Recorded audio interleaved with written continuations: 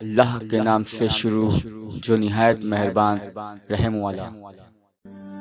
ہم سب نے اپنوں اور بیگانوں میں، ماننے والوں اور منکروں بھی حشر میں اللہ کے محبوب علیہ السلام کی جو شان دنیا میں پڑھی اور ہم ماننے والے ہو گئے اور منکر پڑھ کر بھی انکاری ہو گئے، اپنی آنکھوں سے دیکھنی ہے کہ خدا کے عرش معلیٰ پہ حضور علیہ السلام ٹیک لگا کر تشریف فرما ہوں گے۔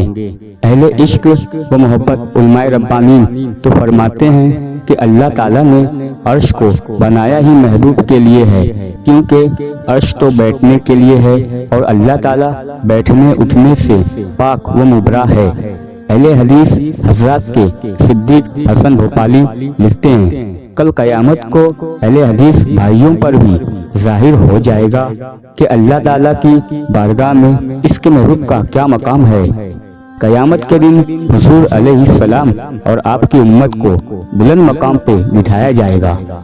حضور علیہ السلام نے فرمایا، میں اور میری امت قیامت کے دن اتنی بلندیوں پہ ہوں گے کہ ہر کوئی اہل محشر میں سے خواہش کرے گا کہ کاش ہم بھی ان میں سے ہوتے۔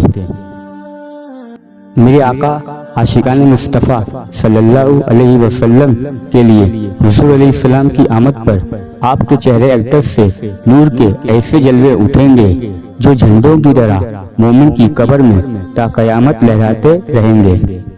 قبر میں تیسرا سوال حضور علیہ السلام ہی کے تعلق ہوگا اور آپ خود نفس بنفیس وہاں تشریف لائیں گے۔ شبی دکھائی جائے، پردے ہٹائے جائیں یا خود جلوہ گر ہوں، ایک ہی بات ہے، اور نور کے چشمے تا حشر مومن کی قبر میں لہرانے کے لیے اتنا بھی کافی ہے۔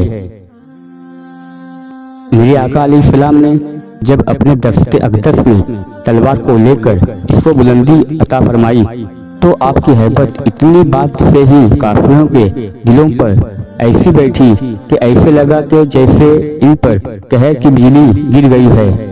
گویا رعب کا ایک کالا سیاہ بادل تھا جو ان کے دلوں پہ ایسی بیٹھی کہ ایسے لگا کہ گویا رعب کا ایک کالا سیاہ بادل تھا جو ان کے دلوں پہ چھا گیا اور ان کے دل ہیبت مصطفی سے بیٹھ گئے۔ آپ نے فرمایا کہ میں بھی ایک مہینے کی مسافت دوری پہ ہوتا ہوں تو کافروں پر میرا رعب طاری ہو جاتا ہے۔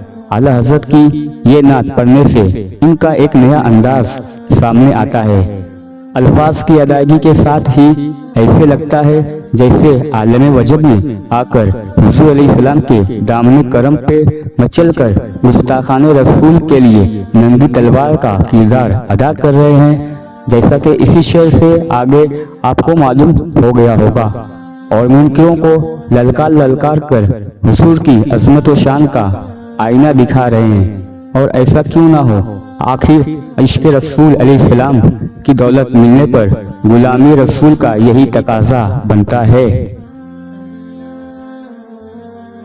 کیوں نہیں، مجھے عرش کے رب کی قسم ہے جس کو جو نعمت بھی ملتی ہے دونوں جہان میں رسول اللہ صلی اللہ علیہ وسلم کے قدموں کے صدقے ہی نعمتیں بانٹی جاتی ہیں۔ آپ صلی اللہ علیہ وسلم نے فرمایا، دیتا اللہ ہی ہے اور تقسیم میں ہی کرتا ہوں۔ اس شعر میں بعض بدباطن لوگوں کے اس عقیدے کی تردید فرمائی جا رہی ہے کہ نبی تو صرف چٹھی رساں ہوتا ہے، چٹھی دے کر چلا گیا، اب ہمیں ان کی کوئی ضرورت نہیں، وہ سیدھا دوزخ میں جائے گا۔ جو میرے آقا سے بے نیاز اور لاپرواہ ہو گیا، اور یہ کہا کہ ہمیں اب ان کی ضرورت نہیں رہی۔ ارے ظالم کہیں کہ جب ابراہیم خلیل علیہ السلام کو بھی میرے آقا کی ضرورت ہے اور اللہ سے دعا کر رہے ہیں، اے اللہ، کعبہ تو میں نے تعمیر کر دیا ہے، اب اس کو بسانے اور آباد کرنے کے لیے اپنا پیارا رسول بھیج دے، تو پھر تو کون ہوتا ہے حضور علیہ السلام سے مستغنی ہونے والا؟ حضور علیہ السلام نے فرمایا، قیامت کے دن ساری مخلوق میری بارگاہ میں آئے گی، حتیٰ کہ ابراہیم خلیل علیہ السلام بھی، اور ابراہیم علیہ السلام بھی اس دن میری دعا کے ہی خواہش مند ہوں گے۔ ارے او اندھے نجدی گستاخ، یہ عقیدہ رکھنے والے کہ جس کا نام محمد و علی ہو وہ کسی چیز کا مالک و مختار نہیں، اور نبی کی تعظیم بڑے بھائی جتنی کرو کہیں شرک نہ ہو جائے۔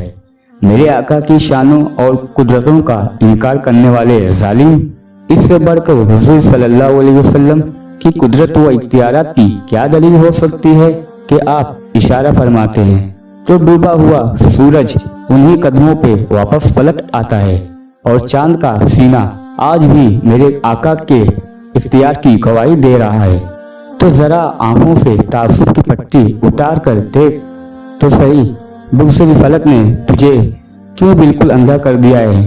تجھے حضور کی قدرت و اختیارات بھلا کیسے دکھائیں دیں؟ او گستاخ وہابی، ہٹ پیچھے، تجھے جنت سے کیا مطلب جسے حضور صلی اللہ علیہ وسلم کے قدموں سے نہیں کوئی نسبت؟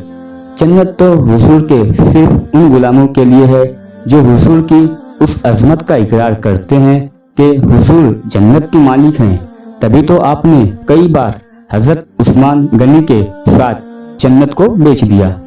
اور کیا تو اتنا بھی نہیں جانتا کہ بغیر قبضے بے فاسد ہوتی ہے اور بغیر ملکیت کے بے باطل ہوتی ہے؟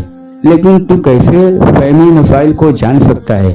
تیری اور تیری پارٹی کی حالت یہ ہے کہ وہابیوں پاس فقہ ہے ہی نہیں، تو ثابت ہوا، تو مان یا نہ مان، جا جہنم میں۔ میرے آقا جنت کے مالک بھی ہیں اور جنت پہ آپ کا قبضہ بھی ہے۔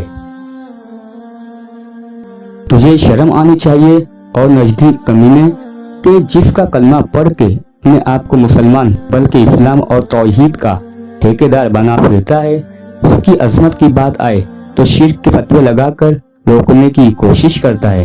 یا رسول اللہ نہ کہو، حاضر ناظر نہ کہو، نور نہ کہو، حالانکہ یہ سارے عقیدے قرآن اور حدیث اور سنت صحابہ سے ثابت ہیں، لیکن جہاں بھی عظمت مصطفیٰ کی بات آتی ہے تو یہ کہہ کر انکار کر دیتا ہے کہ یہ حدیث ضعیف ہے، وہ سند کے اعتبار سے کمزور ہے، اور جو خود حضور کی شان میں نقص نکالنے کی ناکام کوشش کرتا ہے کہ نعوذ باللہ مر کر مٹی ہو گئے، آپ صلی اللہ علیہ وسلم کو دیوار پیچھے کا علم نہیں وغیرہ۔ اس پر تیرے پاس کیا دلیل ہے؟ ارے کمینے، اس کے باوجود بھی تیرا دعویٰ ہے کہ تو حضور کا امتی ہے؟ نہیں، ہرگز نہیں، ہزار بار نہیں۔